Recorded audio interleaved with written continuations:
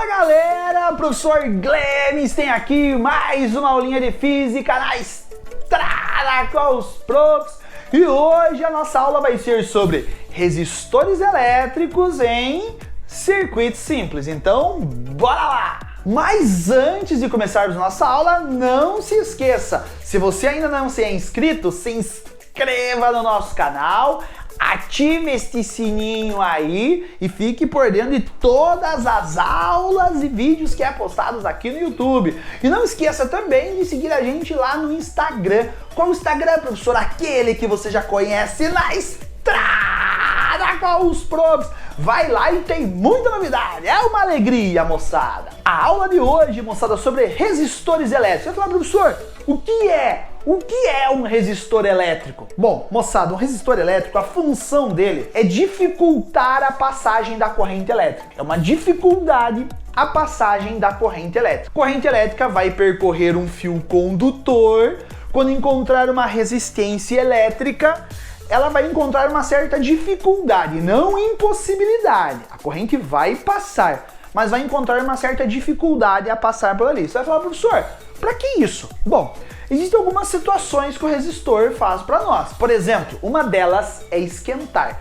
A resistência elétrica, o resistor, ele esquenta. Então, quando você está usando lá o seu chuveiro elétrico, o seu secador de cabelo, a sua chapinha, o seu forno elétrico, lá dentro tem uma resistência e a função dessa resistência é esquentar, ok? E também temos uma outra função para resistência que nós vamos chamar, na sequência eu vou falar para vocês, de queda de tensão, que é diminuir a voltagem para que o aparelho funcione sem danificar. Mas isso nós veremos daqui a pouco.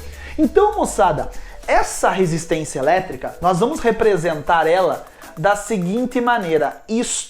Desta maneira aqui, será a representação de uma resistência elétrica. Ai, professor, é um eletrocardiograma. Não, não é uma resistência elétrica. Ou simplesmente ele pode representar por um quadradinho apenas com um R lá dentro para mostrar que é uma resistência elétrica. De maneira geral, muito mais comum, aparece assim para mostrar para você que é o elétron, a corrente elétrica está vindo pelo fio, ela vai encontrar uma dificuldade a passar por essa resistência. Belezinha? Tranquilo? E como unidade de resistência elétrica, nós encontramos o ohm. Unidade de resistência elétrica é o ohm, que nós vamos representar por essa letrinha ômega, beleza? Então, quando você calcular a sua resistência elétrica, que nós vamos calcular, você vai representar, você vai representar. Já olhou pra alguém e pensou, o que passa na cabeça dela? Você vai representar pela letra ômega, e a unidade dele é o ohm, em homenagem ao físico, o cara que determinou isso aí, belezinha? Tranquilo? Então, moçada, como eu falei pra vocês, uma das funções da nossa resistência elétrica vai ser aquecer, ou seja, nós vamos chamar de efeito Joule. O efeito Joule refere-se ao aquecimento. Quando uma corrente elétrica passa por uma resistência, esta resistência vai dissipar calor, e quando ela dissipa calor, nós chamamos de efeito Joule. Estamos entendidos? E olha só, essa dissipação de calor, moçada, que vai ocorrer numa resistência, ela é de maneira inversa com o valor da resistência, ou seja, quanto maior a dissipação de calor, menor será o valor da resistência elétrica. Você vai falar, professor, não, professor, que estranho pensar assim. Para dissipar muito calor, não tinha que ter um valor de resistência grande? Tipo, para ter muita dificuldade, porque resistência é dificuldade a passagem dos elétrons, para ter muita dificuldade tem muita dissipação de calor. Pois é. Opa, me afoguei. Tá, eita. Pois é, Se tiver muita dificuldade, não esqueça, moçada, com muita dificuldade, muita resistência elétrica, o elétron ele vai acabar passando rápido ou devagar. Bom, muita dificuldade ele vai passar devagar pelo resistor, porque tá difícil passar, então ele vai passar devagarinho. E daí, professor? E daí que se ele passar devagar, o atrito que ele vai fazer com as paredes do resistor é bem pequeno. E quanto menos atrito, menos a dissipação de calor. Agora, se a resistência for pequena, ou seja, se tiver pouca dificuldade a passagem dos elétrons, pouca dificuldade, os elétrons vão passar rapidinho. Vão passar rapidinho. E quando o elétron passa rápido, ele vai bater bem rápido nas paredes do resistor. E isso vai aumentar o atrito do elétron com as paredes do resistor. E, consequentemente, vai dissipar mais calor. Que nem você na sua casa, pega uma caixa de fósforo, o palito, e tente acender o palito passando pela caixa bem devagar, bem devagarinho. Vai acender? Não, porque o atrito vai ser pequeno, não vai esquentar, não vai queimar a pólvora na ponta do palito. Tem que passar o quê? Rapidinho, rapidinho, rápido, porque quando passa rápido, esquenta. Da mesma maneira vai ocorrer o efeito Joule, que é a dissipação de calor sobre uma resistência elétrica. Estamos entendidos a situação? Porém, você vai falar, professor, e nós vamos calcular o valor dessa resistência? Vamos, né? Eu já coloquei até a unidade para você, que é o ohm. Consequentemente, nós vamos calcular o valor dessa resistência elétrica, beleza? Só que para calcular ela, a princípio, nós vamos utilizar o que chamamos de primeira lei de Ohm. Primeira lei de Ohm. E falou em primeira lei de Ohm, moçada, o que eu quero que entre e fique na sua cabeça. A primeira lei de Ohm diz que o valor de uma resistência elétrica sempre vai permanecer constante. O valor de uma resistência elétrica sempre vai permanecer constante. Sempre. Ô, professor, mas pode mudar? Bom, de maneira prática, né, de uma situação real, nós perceberemos que quando você liga uma lâmpada, por exemplo, que tem uma resistência lá dentro, ela esquenta, essa resistência ela muda um pouquinho. Para a primeira lei de Ohm, nós vamos utilizar o que nós chamaremos de resistores ômicos. Quando a resistência for constante, nós chamaremos este resistor de resistor ômico. O que é um resistor ômico? Resistor ômico é aquele resistor onde a resistência sempre vai ter o mesmo valor. A resistência vai permanecer constante. Professor, e como que nós vamos calcular essa resistência? Nós vamos calcular desta maneira aqui, ó. Já que a resistência vai permanecer constante, nós vamos pegar a DDP, que eu vou ligar o meu resistor, e vou dividir pela corrente elétrica que está passando por ele. Lembre-se, ai professor, eu não lembro de DDP, eu não lembro de corrente elétrica, então volta na aula de circuito simples lá e estuda um pouquinho mais sobre corrente elétrica, no início da eletrodinâmica. Volta na aula e dá uma olhadinha, é uma alegria. Então, se eu quero calcular essa resistência elétrica, o que eu vou fazer? Eu vou pegar a DDP, porque para que haja passagem da corrente, você tem que ligar numa pilha, numa bateria, numa tomada, numa fonte de tensão. Então eu vou ter a DDP e, consequentemente, a hora que eu ligar a minha bateria, a minha pilha, eu vou ter uma corrente elétrica passando por essa resistência.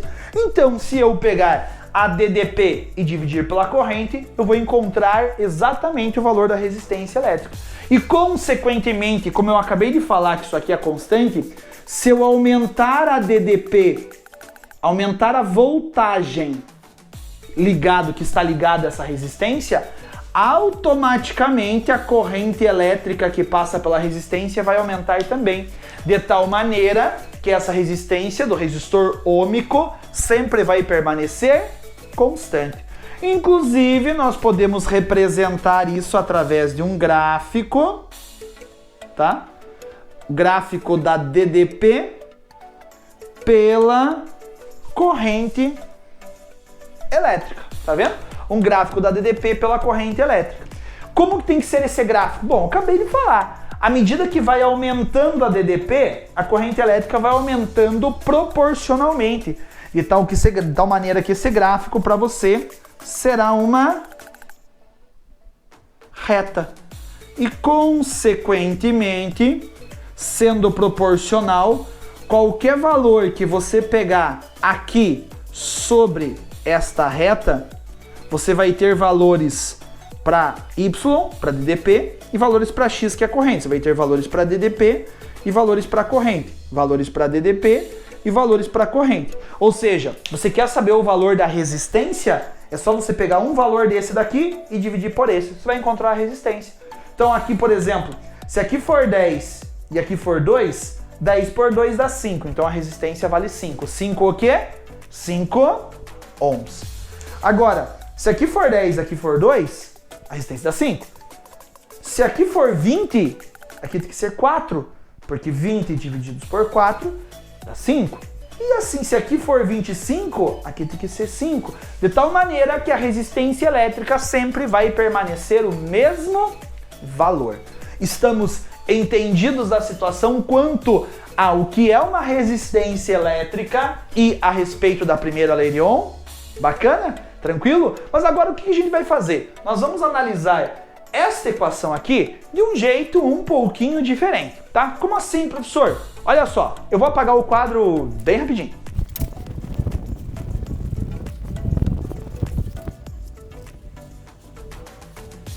Então, olha só, um circuitinho simples. Esse circuito representa o quê? Primeiro, aqui nós temos uma DDP, uma fonte de tensão, um gerador, aquilo que vai fornecer energia elétrica para nós. Então, olha só, um circuitinho simples. Esse circuito representa o quê? Primeiro, aqui nós temos uma DDP, uma fonte de tensão, um gerador, aquilo que vai fornecer energia elétrica para nós, correto? E aqui nós temos a nossa resistência elétrica, ok? Lembrando, lá no início da eletrodinâmica que nós vimos, nós temos um sentido real e um sentido convencional da corrente elétrica. Nós vamos utilizar o sentido convencional da corrente elétrica. Lembre-se, o risquinho maior é o polo positivo da minha bateria, o menor é o polo negativo. Então nós teremos uma corrente elétrica passando por aqui no meu circuito elétrico e, consequentemente, essa corrente vai passar pela resistência elétrica. E no momento que essa corrente passar pela resistência elétrica, vai acontecer o quê? Bom, primeiro, o efeito Joule. Dissipação de calor, isso aqui vai esquentar. Mas também, não esqueça que esta voltagem, ou seja, essa DDP, essa pilha, ela está fornecendo uma certa energia para minha resistência elétrica. E a resistência tem que usar essa energia. A energia não pode ser criada e nem destruída, apenas transformada. Então ela vai transformar em forma de calor, por exemplo. Isso quer dizer, moçada, que nesta situação, a princípio de um circuito simples, esta DDP ela vai servir para alimentar a minha resistência elétrica. Correto? Isso quer dizer que se esta pilha, essa bateria tiver 9 volts, estes 9 volts será utilizado pela minha resistência elétrica. Correto? Você fala assim, professor, mas de que maneira? Utilizando aquilo que eu acabei de falar para vocês. Primeira lei de Ohm. Então, moçada, você lembra que a primeira lei de Ohm, como eu mostrei para vocês, que a resistência era a DDP divididos pela corrente? Pois então, se você pegar essa DDP e dividir por essa corrente, você acha o valor da resistência. Mas não é assim que ele vai fornecer para você, tá? Nós vamos fazer da seguinte maneira. Vamos passar esse I multiplicando R. Então você vai ter que a sua DDP será a resistência elétrica vezes a corrente elétrica que passa pelo teu circuito. Isto, eu vou falar uma coisa para vocês. U igual a R vezes I, a fórmula do URI. Isto nós vamos utilizar aí, moçada, por um bom tempo aí na parte da eletrodinâmica, tá? Então, se você tem a DDP e tem a resistência, passa dividindo e acha a corrente elétrica. Se você tem a corrente elétrica e a resistência, muitas vezes ele vai perguntar assim, qual a DDP, qual a tensão, qual a voltagem sobre esta resistência aqui? Ele vai te dar o valor da resistência e a corrente. Multiplicou a resistência e a corrente, você acha a voltagem, a DDP, a tensão sobre aquele resistor. Então, digamos assim, a resistência elétrica, ela tem que usar a voltagem que a pilha fornece. Então, se a pilha está fornecendo 9 volts, essa resistência tem que utilizar os 9 volts. É mais ou menos assim, ó. Supomos que eu tenho um aparelho que meça a voltagem, tá? Se eu pegar e medir a voltagem aqui, essa pilha for de 9 volts, essa pilha é 9 volts. Se eu medir a voltagem aqui tem que ser 9 volts, beleza? Se eu medir a voltagem aqui, tem que ser 9 volts. Se eu medir a voltagem aqui, tem que ser 9 volts. Mas se eu medir a voltagem aqui, não vai ser mais 9 volts. Vai ser quanto? Vai ser 0 volts. Ué, por que, professor? Conservação de energia. A bateria está fornecendo essa resistência. Ah, professor, mas se ela não usar tudo, se sobrar um pouco, não pode sobrar. Porque se essa resistência ela é feita para trabalhar em 9 volts, se você ligar aqui, dá, professor, mas se eu ligar 12 volts e ela não conseguir usar os 12 volts, sabe o que ela faz? Estraga. Sabe o que ela faz? Arrebenta. Como se você ligasse uma lâmpada a 110 em 220. Se você ligar uma lâmpada que é 110 em 220, ela não vai usar só os 110 e vai devolver os outros 110 que ela não está utilizando. Não, ela simplesmente queima. Ela simplesmente estraga. Então, a DDP que a bateria está fornecendo, a resistência tem que usar inteira. Então, você está liberando, a bateria fornece 9 volts, depois da bateria você não tem nada, você só tem fio, é 9 volts, 9 volts, tudo 9 volts, tudo 9 volts, tudo 9 volts. A partir do momento que passar por aqui, quer dizer que estes 9 volts vai ficar, digamos assim, na minha resistência, correto? E não deixa passar mais nada, ou seja, se eu pedir, por exemplo, qual é o potencial nesse ponto, nesse ponto, nesse ponto e nesse ponto, é tudo 0 volts. Entendemos a ideia da situação de circuito simples? Então, moçada, quando nós atribuímos a respeito da DDP, a DDP, a voltagem, refere-se à resistência elétrica vezes a corrente elétrica que passa pelo teu circuito. Fui claro no que eu falei hoje para vocês? Tranquilo? Bacana? Então é isso aí, moçada. Qualquer dúvida que vocês tiverem, estamos aqui. Aí é onde, professor? Aqui, na estrada com os profs. Então continue estudando, bora lá, moçada, que vai ser uma alegria. Um grande abraço no coração de vocês e digam tchau pra mim. Tchau, pessoal!